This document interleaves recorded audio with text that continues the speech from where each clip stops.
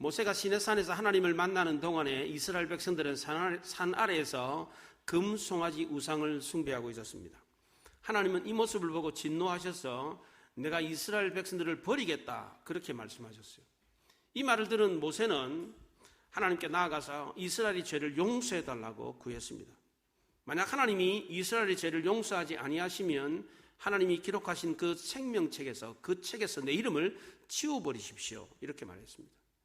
하나님은 모세에게 누구든지 내게 범죄하면 내가 내 책에서 그들을 지워버리겠다 이렇게 말을 했어요. 그리고 우상 숭배하는 사람들을 쳐서 죽였습니다. 그 숫자가 약 3,000명이었습니다. 그래도 하나님은 분이 안 풀리셨는지 모세에게 너는 내가 너희 조상에게 약속한 가나안 땅으로 백성들을 이끌고 올라가라. 근데 나는 안 간다. 이렇게 말을 했어요. 그럼 모세는 하나님이 함께 가시지 않는다고 했으니까 하나님 없이 이스라엘 백성들을 데리고 가나안 땅으로 들어갔습니까? 그렇지 않습니다. 전쟁의 신이신 하나님이 가나안 땅으로 들어가지 않으시면 우리는 아무것도 아닙니다. 아무것도 할 수 없습니다. 모세는 어떻게 해서든지 하나님을 설득해야만 했습니다. 모세가 하나님 마음을 돌이키기 위해서 어떻게 했습니까? 첫째로 모세는 이스라엘 백성들의 장신구를 다 제거하도록 했습니다. 5절에 보면 하나님이 모세에게 너희는 장신구를 떼어내라. 그리하면 내가 너희에게 어떻게 할 것인지 정하겠노라 그랬습니다. 이때 모세는 이스라엘 백성들이 몸에 지니고 있는 이 단장품을 장신구를 다 제거를 시켰습니다. 그 당시 이스라엘 백성들은 코골이, 귀골이, 팔찌, 발목걸이 이런 것들을 착용하고 있었는데 이것은 이스라엘 백성들이 애굽에서 나올 때 갖고 온 것이었습니다. 그 장신구에는 우상이 새겨져 있었습니다. 과거에 야곱이 그의 딸 디나가 세겜성에 놀러 갔다가 성폭행을 당한 사건 이후에 가족들을 데리고 베델에 올라가서 제사를 지낼 때에 가족들이 지니고 있는 단장품을 다 제거하도록 한 적이 있었습니다. 그 단장품에도 역시 마찬가지로 우상이 새겨져 있었어요. 이렇게 했던 이유는 하나님과의 관계를 회복하기 이전에 먼저 죄로부터의 단절을 결심해야만 했기 때문입니다. 그래서 모세도 이스라엘 백성들이 하나님과의 관계가 회복되도록 하기 위해서 먼저 죄를 제거하기 위해서 우상이 새겨져 있는 단장품을 제거하도록 했습니다. 두 번째로 모세는 회막에서 조용히 하나님을 만났습니다. 모세는 항상 진 밖으로 나가가지고 텐트를 치고 거기에서 하나님을 만났습니다. 이 회막을 만남의 장막이다 그렇게 말을 했어요. 모일 회자에 장막 그 막자를 써서 회막 만남의 장소, 하나님과의 만남의 장소를 텐트 하나 쳐놓고 바깥에 거기에서 하나님을 만났습니다. 우리 그리스도인들도 조용히 하나님을 만날 필요가 있습니다. 물론 예배를 통해 가지고 성도들과 함께 하나님을 만날 수도 있지만 개인적으로 조용히 하나님을 만날 필요가 있습니다. 어떤 분들은 경건의 시간 큐티를 통해서 하나님을 만나기도 합니다. 개인적인 성경 공부를 하면서 하나님을 만날 수도 있습니다. 그러나 장소적인 의미에서 개인적으로 하나님과 단둘이 조용히 만날 수 있는 것이 필요합니다. 주중에 교회 예배당에 혼자 나와서 아무도 없잖아요. 교회 조용하잖아요. 그러면 예배당에 나와서 혼자 개인적으로 하나님과의 만남을 시간을 갖든지 아니면 기도원을 찾아가든지 아니면 다른 한적한 곳에서 하나님과 조용히 만나는 시간을 가질 필요가 있습니다. 이런 묵상과 명상의 시간이 꼭 필요합니다.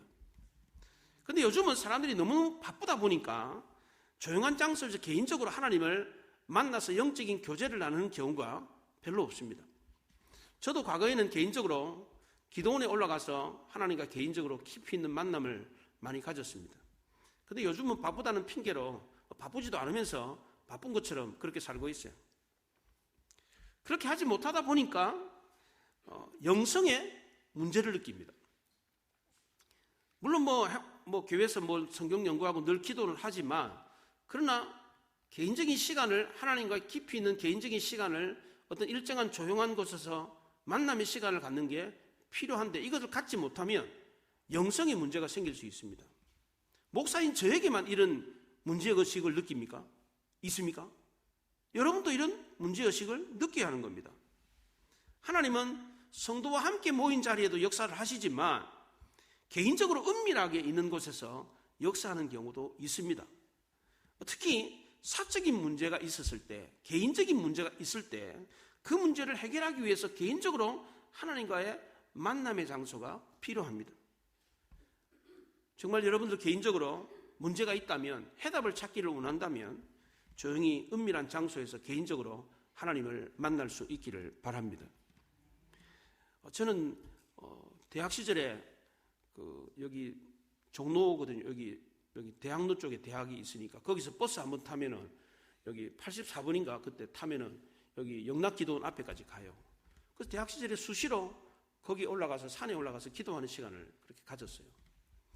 그때 그렇게 기도하는 시간을 가졌기 때문에 어쩌면 제가 목사가 됐는지도 모르겠어요. 근데 그때 힘들고 어려울 때마다 늘 기도원에 올라가서 그렇게 기도하는 습관을 그렇게 가졌더랬는데 목사가 되고 난 뒤에 오히려 더 안 가는 것 같아요. 예.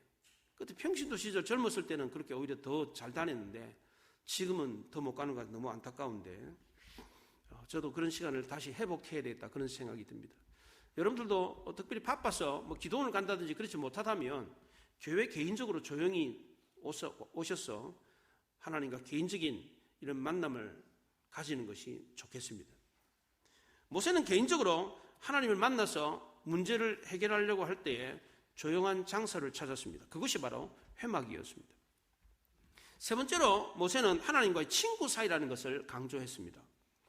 11절 상반절에 보면 사람이 자기의 친구와 이야기함 같이 여호와께서는 모세와 대면하여 말씀하시며 그랬습니다.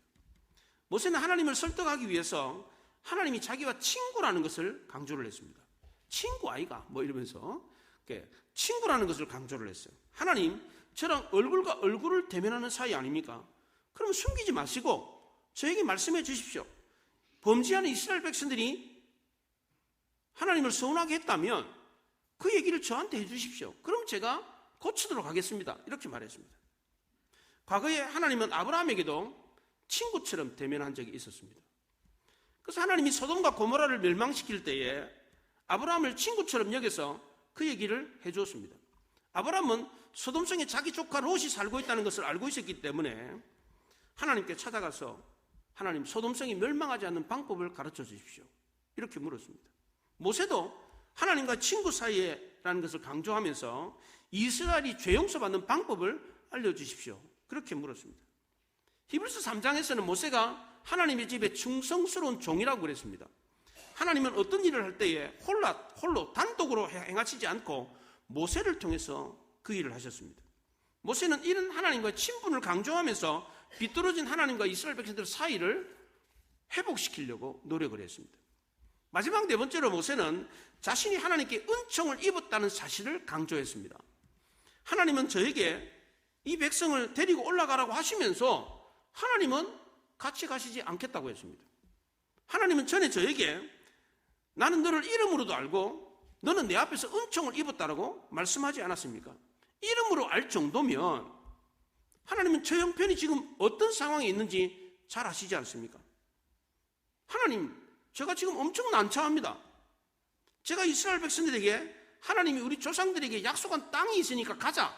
그래서 설득해가지고 지금 광야 이곳까지 데리고 나왔는데 그런데 하나님이 함께 가시지 않아서 우리가 광야에서 다 죽는다면 그럼 저는 뭐가 됩니까? 저는 사기꾼이 되는 겁니다. 사기꾼. 하나님 전에 저에게 은총을 베풀어 주겠다고 말씀하셨사오니까 그 은혜를 거두지 마시고 지금 그 은총을 베풀어 주십시오. 이렇게 말을 했습니다. 모세는 하나님께 뭔가를 부탁할 때에 자기의 의로움이나 공로를 내세우지 않았습니다. 하나님, 내가 이렇게 열심히 했잖아요. 내가 이렇게 밤낮 잠도 못 자고 진짜 쇠가 빠지게 봉사하고 섬겨가지고 이렇게 이스라엘 백성들 여기까지 이끌어왔잖아요. 그러니까 하나님, 내 기도를 들어주십시오. 이렇게 말했느냐? 그렇지 않습니다. 전적으로 하나님의 은총에 매달렸습니다. 은총은 우리가 하나님께 베풀어 달라 요구할 수도 없고 베풀어 주신 하나님도 우리에게 베풀어 줄 의무도 없는 겁니다. 단지 우리는 하나님이 은총을 베풀어 주시면 고마울 따름인 겁니다. 우리는 죄인이기 때문에 감히 하나님께 이것 주십시오 저것 주십시오 할 형편이 못 됩니다. 그렇잖아요? 입이 100개라도 우리는 할 말이 없어요. 하나님 우리에게 계속해서 은혜를 베풀어 줬습니다. 그런데도 불구하고 우리는 고마워하기는커녕 하나님을 배반하고 거역했습니다. 근데 어떻게 우리가 죄 용서해달라, 요것 달라, 저것 달라 그렇게 말할 수 있겠습니까? 우리가 뭔가 잘나서 이거 달라 저것 달라 할 수 있는 형편이냐? 그렇지 않습니다. 우리는 감히 거룩하신 하나님의 이름조차도 부를 수가 없습니다. 그렇기 때문에 우리는 하나님의 은총이 아니고서는 기도조차도 할 수가 없습니다. 이런 우리가 어떻게 감히 우리 자신의 공로와 업적을 내세울 수 있겠습니까? 설사 우리가 어린애처럼 우리의 공로와 업적을 내세우면서 이것 달라 저렇게 한다고 한들 그것이 우리의 공로와 업적이 되겠습니까? 천지 만물을 창조하시고 주관하시는 하나님이 뭐가 부족하고 뭐가 아쉬워서 우리의 도움을 필요로 하겠습니까? 야, 너 안 도와주면 나 이거 못한다. 너 좀 도와달라. 이렇게 하실 이유가 뭐가 있겠어요? 그렇잖아요? 천지 만물을 만드시고 운행하시는 그 하나님이 무슨 힘이 없다고 우리한테 도움을 요구하겠어요? 그 하나님의 그 크신 힘에 비하면 우리가 보탤 힘이 뭐가 있겠어요? 그렇잖아요? 천지 만물 중에 우리는 얼마나 합니까? 점도 안 될 거예요. 점도 안 될 거예요. 그렇잖아요? 지금도 하나님이 지구를 자전을 하면서 공전을 시키잖아요. 그 힘이 얼마나 대단합니까? 그거 야, 내 힘이 부족해가지고 요즘 나이가 들어가지고 힘이 좀 딸리는데 야, 네가 좀 돌려라. 그래 우리가 막 힘으로 막 그냥 지구를 돌릴 수 있습니까? 예? 무슨 힘이 있다고 우리가 지구를 돌립니까? 예? 태양을 돌리고 우주 만물을 돌립니까? 우리가 돕는 공로와 업적이 하나님께 무슨 도움이 되겠습니까? 그렇잖아요? 이런 것도 모르고 바리새인들은 자신의 공로와 업적을 내세우면서 자랑을 했습니다. 다른 사람과 비교하면서 자기보다 못한 사람을 무시하고 깔봤습니다. 반면에 세리들은 어떻게 했습니까? 자신들이 죄인인 것을 알고 감히 고개도 들지 못하고 하나님 불쌍히 여겨 주십시오. 긍휼을 구했습니다. 예수님은 이것을 비유로 말씀하면서 하나님은 과연 어떤 사람의 기도를 들어주겠느냐 그렇게 물었습니다.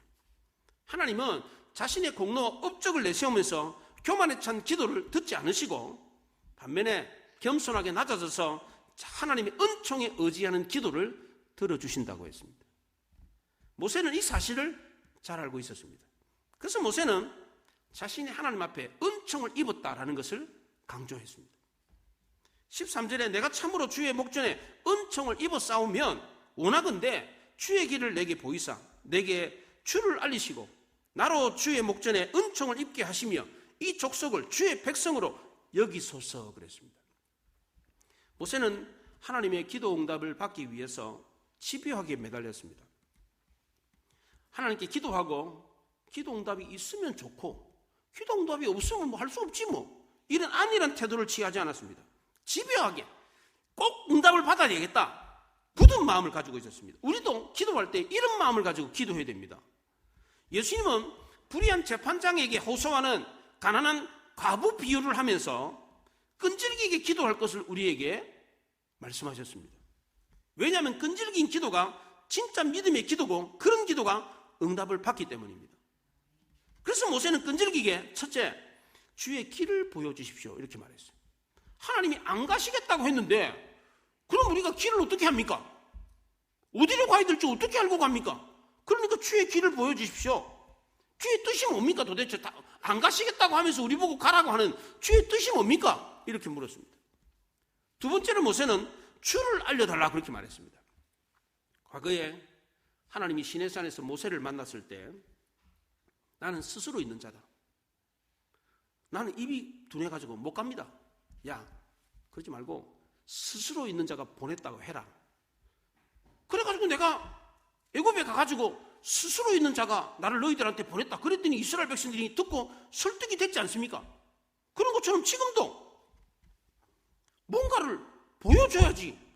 하나님을 내게 알려줘야지. 지금 이스라엘 백성들을 설득해가지고 다시 가나안 땅으로 데려갈 것 아닙니까? 그렇게 말했어요. 마지막 세 번째로 모세는 전에 저에게 은총을 입게 하신 게 사실이라면 이스라엘 백성을 주의 백성으로 여겨주십시오 그랬어요. 이스라엘 백성들이 시내산 아래에서 우상 숭배했을 때 하나님이 모세 보고 네 백성이다 그랬어요. 내 백성 아니다. 네 백성이다 그랬어요. 떠밀었어요. 그랬더니 모세가 이번에 뭐라 그럽니까? 하나님이 나에게 은총을 베풀었다면 이스라엘 백성, 이 백성을 주의 백성으로 여겨주십시오. 내 백성이라고 하셨는데 그게 아니고 주의 백성으로 여겨주십시오. 그렇게 말을 했어요. 이 말은 하나님이 동행해달라 그런 뜻입니다. 하나님의 백성이니까 하나님이 동행해 주십시오 이런 뜻입니다. 모세가 이렇게 간청하니까 하나님이 어떻게 했습니까? 14절에 친히 가겠다 그랬습니다. 그럼 하나님이 안 가시겠다고 해놓고 가시겠다고 했으니까 그럼 이제 다 된 것 아닙니까? 근데 모세는 여기서 그치지 않았습니다.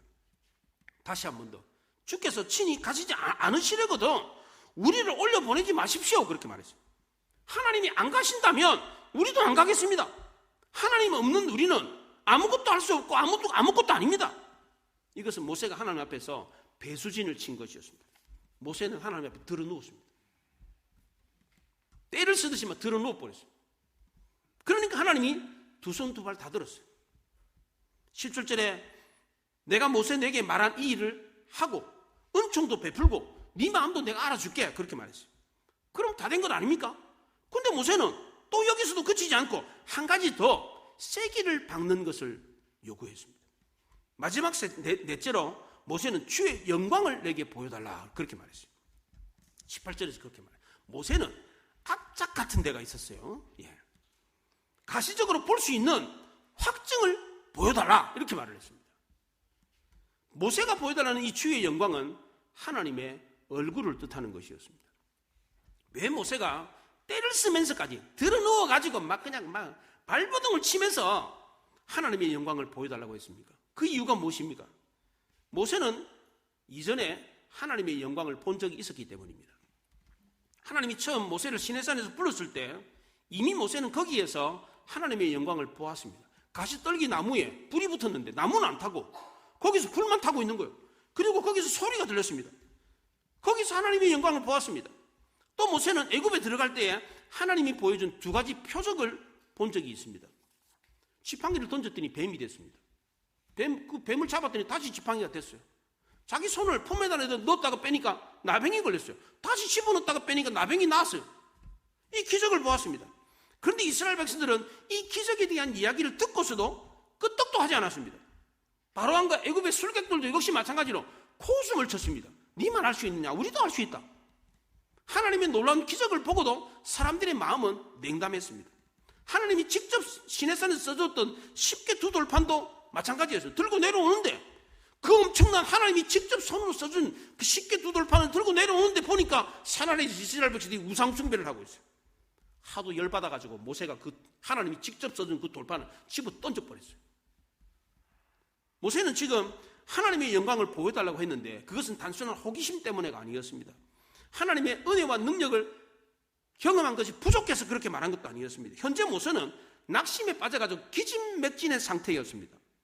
더 이상 견딜 수 없는 한계 상황에 도달했습니다. 거의 절망적인 상황이었습니다. 이런 상황에서 모세는 이 상황을 극복할 수 있는 힘과 능력이 무엇일까 생각해 보았습니다. 그것을 가르쳐달라, 그것을 보여달라고 하나님께 매달렸습니다. 하나님, 저는 더 이상 이스라엘 백성들을 감당할 수가 없습니다.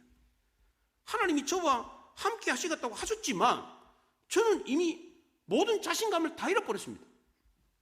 제가 알지 못하는 하나님의 능력, 하나님의 해결 방법을 가르쳐 주십시오. 그것이 바로 하나님의 영광이었습니다. 우리가 성도로서 하나님의 영광을 본다면 여기에 더 바랄 게 뭐가 있겠습니까? 여러분이 눈이 열려가지고 하나님을 볼 수 있다면, 천국이 보인다면 더 바랄 게 뭐가 있겠습니까? 우리가 이 영광을 본다면 우리는 더 이상 방황하거나 좌절하지 않을 것입니다. 아무리 힘들고 어려운 일을 겪는다고 할지라도 견디며 이겨낼 수 있을 겁니다. 여러분들 직장에서 혹은 가정에서 여러분 일터에서 막 힘들게 일을 하는데 너무너무 힘들어요. 그럴 때 하나님이 어깨를 주물러 주면서, 팔을 주물러 주면서, 다리를 주물러 주면서, 야, 너 힘들지? 그게 보여. 그게 보인다면 하나님이 직접 내 어깨를 주물러주고 내 팔을 주물러주고 내 다리를 주물러주고 내한테 속삭이면서, 야, 너 힘들지? 야, 조금만 참아라. 야, 1시간만 참으면 일이 끝난다. 그리고 너 건강에 아무런 이상이 없을 거야. 너 이거 통해 가지고 좋은 일이 있을 거야. 이걸 하나님이 직접 그걸 하시면서 우리에게 보여준다면 지금 내가 겪고 있는 이 힘들고 어려운 일 할 수 있어요, 없어요? 할 수 있죠. 모세는 지금 당장 하나님의 영광을 보여주셔야만이 내가 일어설 수 있습니다. 그러면서 매달렸습니다. 이때 하나님이 응답해 주었습니다. 19절에 보세요. 여호와께서 이르시되 내가 모든 선한 것을 내 앞으로 지나가게 하고 여호와의 이름을 내 앞에 선포하리라. 나는 은혜 베풀 자에게 은혜를 베풀고 긍휼히 여길 자에게 긍휼을 베푸느니라 그랬어요. 하나님은 모세에게 내 모든 선한 것을 지나가게 하겠다 그랬어요. 여기 선한 것은 하나님의 아름다운 것을 뜻합니다. 이것은 겉으로 보이는 모습이 아니라, 외모가 아니라 본체를 뜻하는 것입니다.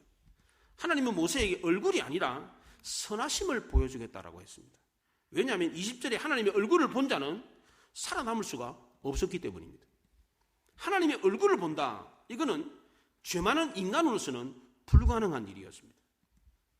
모세가 아무리 의인이고 하나님과 가까운 친구 사이라고 할지라도 모세 역시도 죄 많은 죄인일 뿐이었습니다.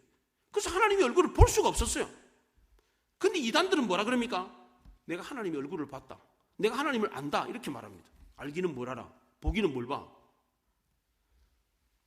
우리가 어떻게 하면 하나님을 보며 하나님을 알 수 있습니까?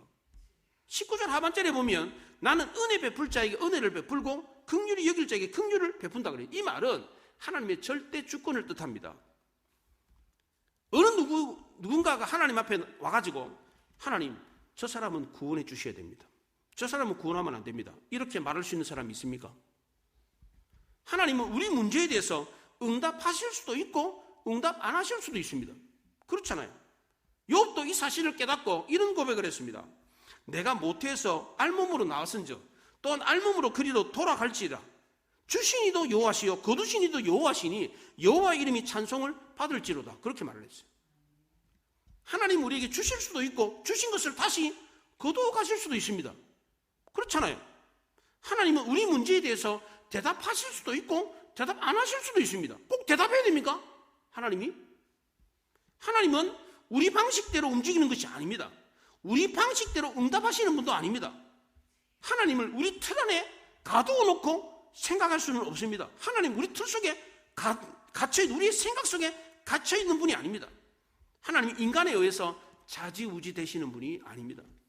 하나님은 이스라엘 백성들이 반역한다고 해서 질질 끌려다니는 그런 하나님이 아니었습니다. 하나님은 얼마든지 버릴 자를 버리고 택할 자를 택할 수가 있었습니다. 어느 누구도 심지어 모세라고 할지라도 하나님 보고 이래라 저래라 할 수가 없었습니다. 이스라엘 백성들이 반역함으로 하나님의 이름을 무참히 짓밟았지만 하나님의 이름은 여전히 위엄 그대로 있었습니다.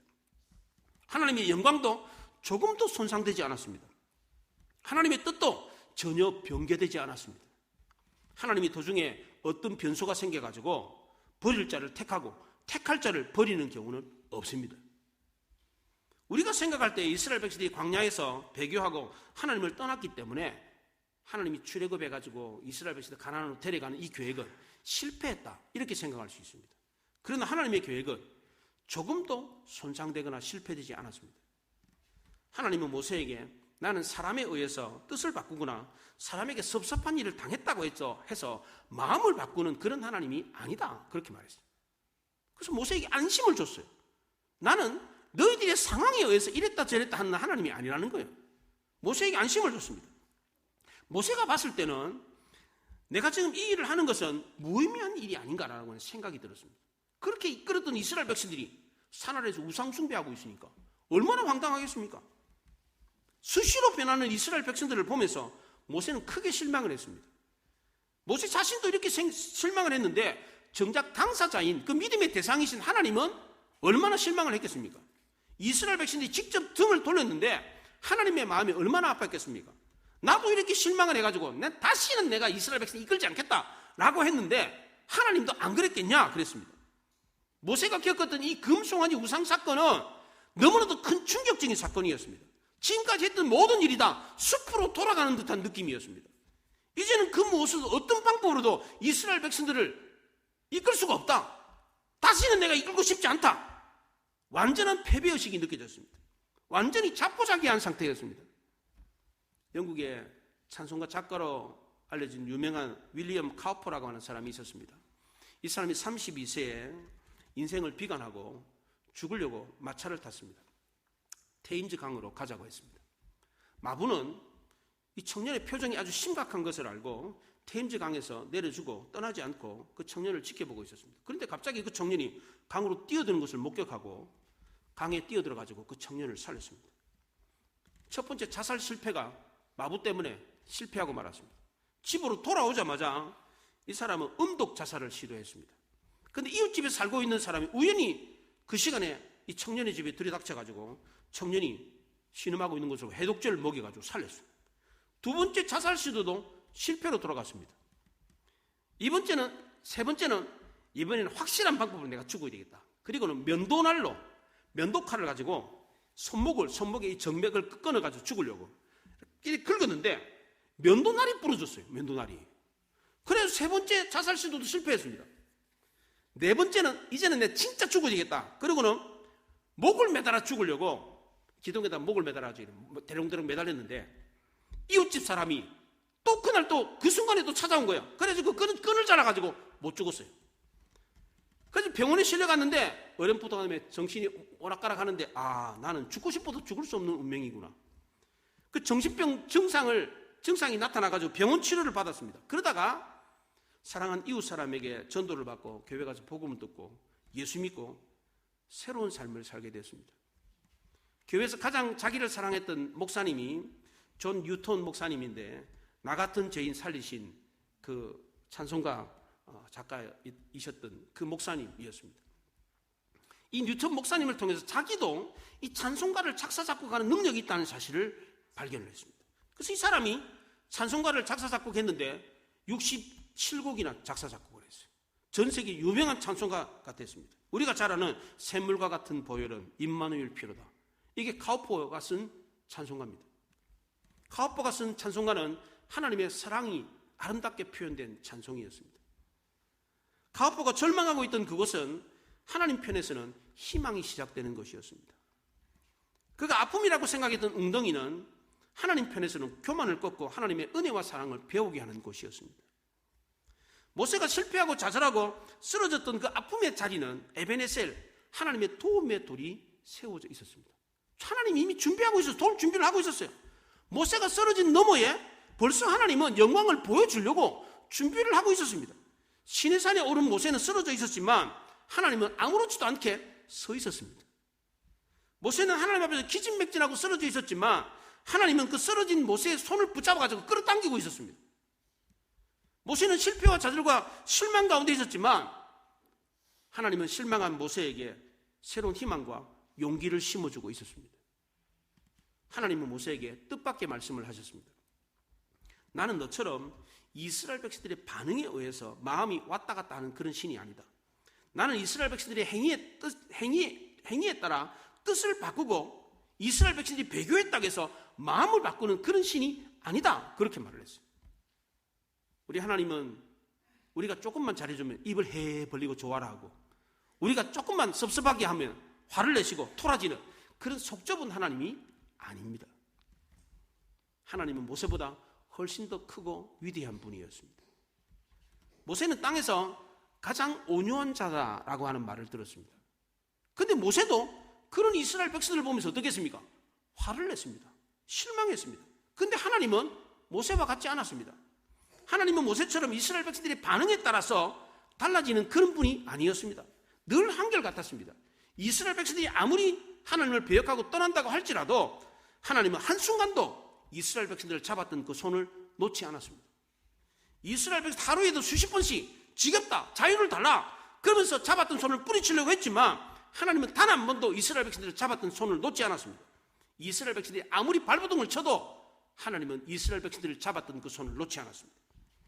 하나님이 실망하는 모세에게 모세야 걱정하지 마라. 내가 여호와다. 내가 너희 하나님이다. 이렇게 말을 했어요. 하나님은 특별히 사랑하는 모세에게 큰 은혜를 베풀어 주었습니다. 하나님은 모세를 이끌어가지고 한 바위 위에 세웠습니다. 하나님의 얼굴이 지나갈 때 모세를 바위 굴에 넣고 손바닥으로 얼굴을 가려서 덮어주었습니다. 그리고 하나님의 손바닥이 거두어질 때 모세가 하나님의 등을 보게 했습니다. 정말 놀라운 일이 일어났습니다. 하나님 모세에게 친히 하나님의 영광을 보여주었습니다. 하나님의 영광을 바라볼 수 없었기 때문에 손바닥으로 그를 덮었다가 잠깐 열어서 모세에게 그 영광을 보게 했습니다. 모세는 하나님이 지나가고 난 뒤에 그 뒷모습을 보았습니다. 그 등을 보았다고 합니다. 우리가 태양을 정면으로 바라볼 수 없는 것처럼 모세는 하나님의 영광을 정면으로 바라볼 수가 없었습니다. 하지만 태양이 서산마루를 넘어가면서 그 황혼의 역방은 우리가 아름다운 모습을 볼 수가 있잖아요. 그렇잖아요. 낮에 태양을 직접 보면 눈이 부셔가지고 잠깐이라도 볼 수가 없어요. 그렇잖아요. 잠깐 태양 보다 딱 하면 노란 게 떠요, 눈에. 그렇잖아요. 그 태양을 못 봐. 그런데 황혼에 서산마루에 빨간 해가 지나갈 때는 한참 동안 볼 수 있어요. 그렇죠? 볼 수 있습니다. 그 황혼의 아름다운 모습을 볼 수 있는 것처럼 우리 하나님도 그렇습니다. 지나가고 난 뒤에 하나님의 영광을 일부 볼 수가 있었습니다. 그 아름다움은 뭐라고 말로 표현할 수가 없었습니다. 모세의 얼굴을 가렸던 하나님의 손은 모세의 죄성을 가린 은혜의 손이었습니다. 모세가 피했던 반석은 견고하고 안전한 예수 그리스도였습니다. 모세에게는 하나님의 은혜의 손길이 필요했고 견고하고 안전한 반석이 필요했습니다. 모세가 아무리 의인이라고 할지라도 그도 역시 하나님의 은혜가 필요했고 어린 양의 보혈의 공로가 필요했습니다. 모세의 얼굴을 가렸던 손은 어린 양의 보혈이 묻어있는 하나님의 손이었습니다. 모세가 숨었던 이 반석은 예수 그리스도였습니다. 모세가 보았던 하나님의 얼굴, 하나님의 등은 실제로 우리가 생각하는 하나님의 얼굴이고 하나님의 등입니까? 하나님은 신이신데 어떻게 얼굴이 있고 등이 있겠습니까? 이것은 하나님의 영광의 본체를 뜻하는 것입니다. 어떤 신학자는 모세가 본 것은 하나님의 그림자였다 그렇게 말을 합니다. 모세가 본 것은 하나님의 영광의 본체를 본 것이 아니었습니다. 그렇다면 우리는 하나님의 영광의 본체를 볼 수가 없습니까? 그 엄청난 빛을 우리는 볼 수가 없습니까? 그렇지 않습니다. 우리도 하나님의 영광의 본체를 볼 수가 있습니다. 왜냐하면 하나님이 우리에게 그 영광의 본체를 보여주셨기 때문입니다. 요한복음 1장 14절에 말씀이 육신이 되어 우리 가운데 거하심에 우리가 그의 영광을 보니 그랬어요. 말씀이었던 그분, 그 영광이었던 엄청난 빛이었던 그분이 육신을 얻고 이 땅에 오심으로 우리가 그 영광의 본체를 보니 그랬어요. 볼 수 있게 됐어요. 히브리서 1장에서 이는 하나님의 영광의 광채요 본체의 형상이로다 그렇게 말을 했습니다. 요한복음 12장에서는 나를 본 자는 나를 보내신 이를 보는 것이라 그랬습니다. 예수님을 보는 것은 곧 하나님 아버지를 보는 것과 같다 그렇게 말했어요. 하나님의 영광은 예수 그리스도를 통해서 우리에게 나타났습니다. 지금 우리는 모세보다 더 큰 특권을 누리고 있습니다. 모세는 하나님의 영광을 직접 볼 수가 없었습니다. 하지만 지금 우리는 하나님의 영광을 직접 볼 수 있는 놀라운 특권을 가지고 있습니다. 모세가 보았던 영광은 등의 영광이었고 그림자의 영광이었습니다. 그러나 지금 우리는 그림자가 아니라 실체를 볼 수 있습니다. 우리가 하나님의 말씀을 보면 하나님의 얼굴이 보입니다.